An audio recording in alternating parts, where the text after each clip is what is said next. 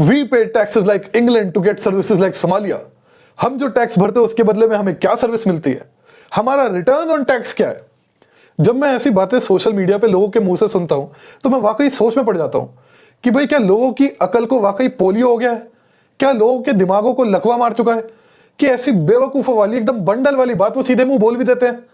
लेकिन फिर मेरे को बर्ट्रैंड रसल की किताब से पैसेज याद आ जाता है जिसमें उन्होंने कहा था कि अगर आप किसी एक व्यक्ति को कोई ऐसी बात बताओ जो कि उसके इंस्टिंक्ट्स के खिलाफ जाती है तो वो बंदा उस बात को बहुत ही क्लोजली स्क्रूटिनाइज करेगा, 50 ऐसे आर्ग्यूमेंट ढूंढेगा जो उस बात को झुठला सके, और जब तक एविडेंस बिल्कुल ओवरवेलमिंग नहीं होगा तब तक तो वो मानने ही नहीं उस बात को। वहीं अगर आप उसको कोई ऐसी बात बता दो जो उसके इंस्टिंक्ट के हिसाब से जा रही है तो कोई रीजन नहीं सोचेगा, कोई एविडेंस नहीं सोचेगा, बंदा तुरंत उस बात को अडॉप्ट कर लेगा और गाने लगेगा इधर उधर। लिखते हैं the origin of myths is explained in this way and much of what is currently believed in international affairs, यहां इंटरनेशनल अफेयर्स की जगह इंडिया कर दो, is no better than myth. मतलब जो लोग ये बात बोलते हैं कि हमें हमारी टैक्स के बदले में क्या सर्विस मिल रही है, कभी सोचा है दिमाग में ढंग से तबीयत से बैठ के आराम से कि भाई अगर मैं 100 रुपए सरकार को दे रहा हूं और सरकार मेरे को 100 रुपए की सर्विस दे रही है तो सरकार की मुझे जरूरत ही क्या हुई, ये टैक्स सिस्टम का रैशनल ही क्या हुआ। फिर भाई ये काम तो प्राइवेट मार्केट में भी हो सकता है। अगर मुझे कोई सर्विस ही चाहिए तो मैं प्राइवेट मार्केट में खरीद लूं उतने पैसों की, मैं टैक्स क्यों भरूं। टैक्स का सिस्टम का लॉजिक ही क्या हुआ, फिर सरकार का रैशनल ही क्या हुआ। भाई एक रैशनल ये हुआ यहां पर कि कुछ ऐसे गुड्स हैं जो आपको प्राइवेट मार्केट्स में नहीं मिल सकते, जैसे कि लॉ एंड ऑर्डर। हालांकि लोग गुंडे हायर कर सकते हैं प्राइवेट मार्केट में, उसके लिए भी लॉ एंड ऑर्डर, मिलिट्री हो गई, डिफेंस वगैरह, India Pakistan war, you know that sort of thing, ये तो सरकार से ही मिलेगा। और अगर मेरा आपका कोई कॉन्ट्रैक्ट हुआ तो उसको एनफोर्स कराने वाली थर्ड पार्टी कहां से आएगी, तो वो सर्विस भी हमें सरकार से चाहिए। तो ट्रेडिशनली ऐसा माना जाता था, जो फ्री मार्केट आइडियोलॉग्स थे उनका मानना था सरकार का बस यही रोल है, इतना ही रोल होना चाहिए सरकार का और इतने के लिए ही टैक्स करना चाहिए, खत्म कहानी, और कोई रोल नहीं है। लेकिन उस टाइम पर लाइफ कैसी थी, कोई भूखा मर रहा है मरता रहे, हमें क्या, हमने थोड़ी उसका भूखा करा है, हम थोड़ी जिम्मेदार है उसके लिए। मर रहा है मरने तो कोई भीख दे देगा, वरना मरे, हमें क्या। कोई बीमार है, उसको इलाज की जरूरत है पर उसके पास पैसे नहीं है, तो हमारी थोड़ी प्रॉब्लम है, एस्थेसी कराए अपनी, मांग ले अपने रिश्तेदार से, नहीं है पैसा तो मरे। बीमारियां तो होती रहती है, कब तक कौन देखेगा किसको। किसी को शिक्षा की जरूरत है, उसके पास पैसे नहीं है बच्चे को पढ़ाने के, तो एस्थेसी कराए, क्यों बच्चे पैदा करे, क्यों शादी करी थी, है ना।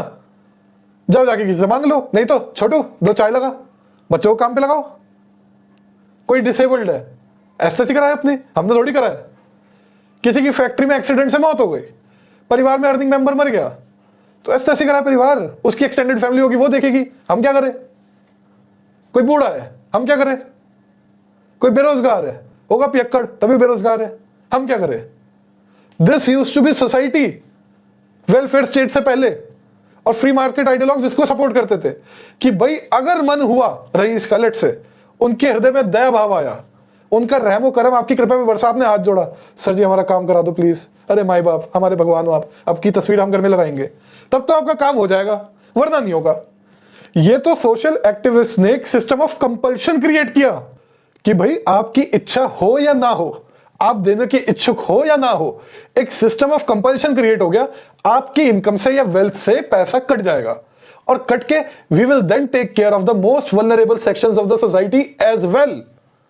ये स्पेशली हुआ ड्यूरिंग एफडीआर और उसके बाद से, स्पेशली पहले कहीं होता होगा लेकिन एक बड़े स्केल पे अमेरिका में एफडीआर ने कराई, कई सारे प्रोविजंस लाए वो, फिर किसी दिन उसकी बात करेंगे। But this became the system जिससे किलसन तो खूब मची पैसे वालों को कि भाई डिस्कनेक्टेड हो गए अब तो हमारे रहमो करम पर डिपेंड होने की जरूरत नहीं है। अगर यूनिवर्सल हेल्थ केयर है किसी देश में और मेरे को हेल्थ की नीड है तो मुझे प्लीड नहीं करना पड़ेगा किसी पैसे वाले के आगे कि भाई हेल्प कर दो, भीख दे दो। डायरेक्टली मैं जाऊंगा गवर्नमेंट इंश्योरेंस अपनी हेल्थ केयर ले लूंगा, खत्म कहानी, सर उठाकर जी सकता हूं मैं। कोई बंदा भूखा है, लेट से उसको राशन चाहिए, राशन की दुकान पे गया, सामान ले आया, उसको जलील नहीं होना पड़ रहा किसी के सामने आकर रिक्वेस्ट करने के लिए, सर दे दो प्लीज दे दो।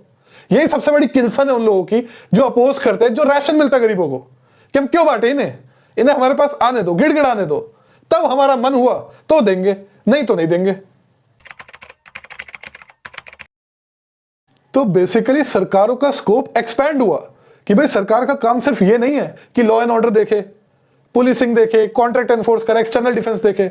सरकार का काम यह भी है कि जो weak sections of the society है, जो वल्नरेबल है, उनका ख्याल भी रखे by compulsorily levying taxes on the rich and funding poor और pro poor programmes with them. यह भी एक स्कोप हो गया। लेकिन फ्री मार्केट वालों के दिमाग में आज भी एक घमंड है, या आज भी एक किल्सन है कि भाई ठीक है, कर लिया हमने, कंसीड कर ली ये बात, लेकिन फिर भी तुमने लेकर हमसे नल्लों को ही दिया एक तरीके से, कमाने वाले तो हमें, हमारा पैसा है। लेकिन यहां पर भी दे आर रॉन्ग।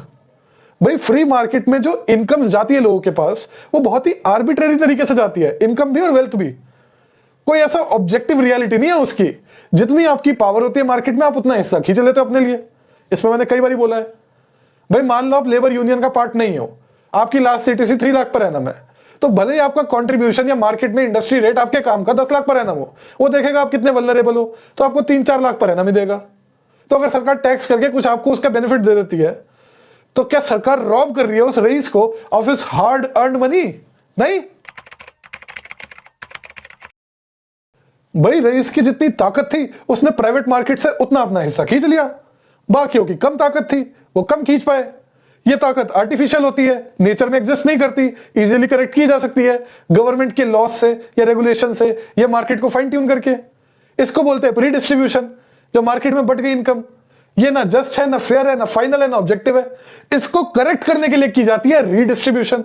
उस रीडिस्ट्रीब्यूशन का पार्ट है टैक्स। समझो जरा इस बात को। जब आप 100 रुपए टैक्स में भरते हो, तो इसका मतलब ये नहीं होता कि सरकार उसके बदले आपको क्विड प्रो को के रूप में 100 रुपए की सर्विस दे दे। उसका पर्पस होता है रीडिस्ट्रीब्यूशन। अब आप सोचो कि भाई हम थोड़ी ऐसे एक्सपेक्ट करते हैं कि 100 रुपए दिया तो हमें 100 की सर्विस मिले, पर हमें साफ हवा तो मिले। ये तो सभी डिमांड करते हैं, पर इसमें आपको टैक्स को इन्वोक करने की क्यों जरूरत है? भाई वर्कर्स भी डिमांड करते हैं साफ हवा होनी चाहिए। ऐसे बोलो कि आपके विश्व गुरु बनने के सपने, पर हवा तो आपसे साफ दी नहीं जाती। सब लोग बोलेंगे इसमें, वर्कर्स भी बोलेंगे, कैपिटलिस्ट भी बोलेंगे, सब लोग बोलेंगे। अगर सरकार आपको यह बात बोल रही है कि हम आपको बेसिक हवा भी नहीं दे सकते साफ, अगर आप और टैक्स ना भरो, तब आप बोलो कि भाई हमने तो ऑलरेडी इतना भर दिया, ये तो दो। पर जब तक कोई नहीं बोल रहा है बात, सरकार कभी नहीं बोलेगी, आप क्यों बोलते हो?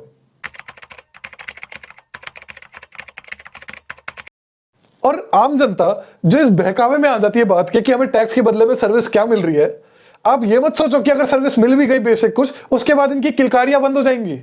मैं आपको उदाहरण देकर बताता हूं।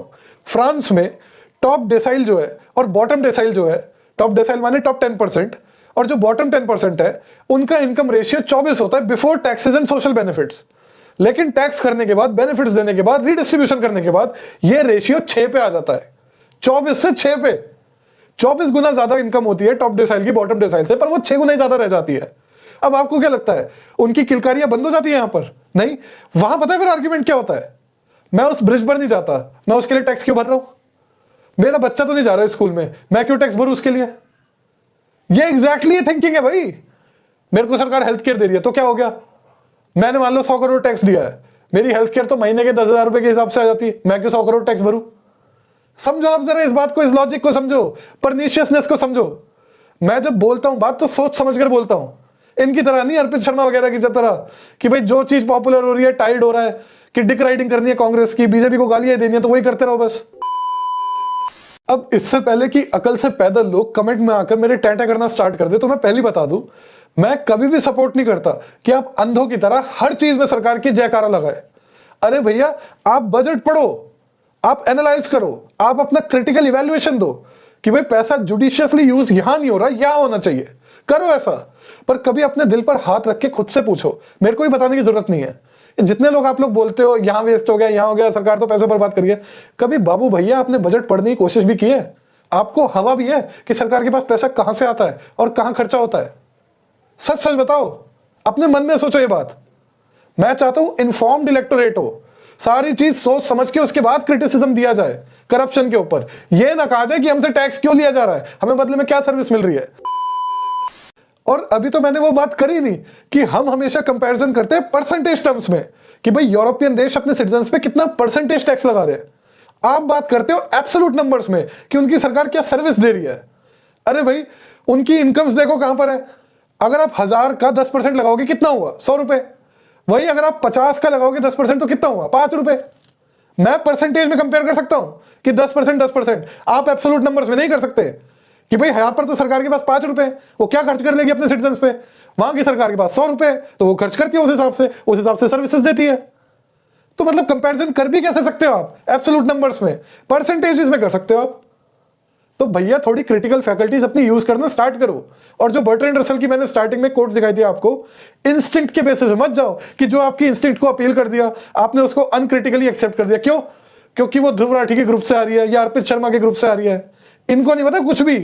ये जैसी हवा बहती है ना, they are like a lone tree in an empty field, they bend whichever way the wind blows. ये लिख लो बात।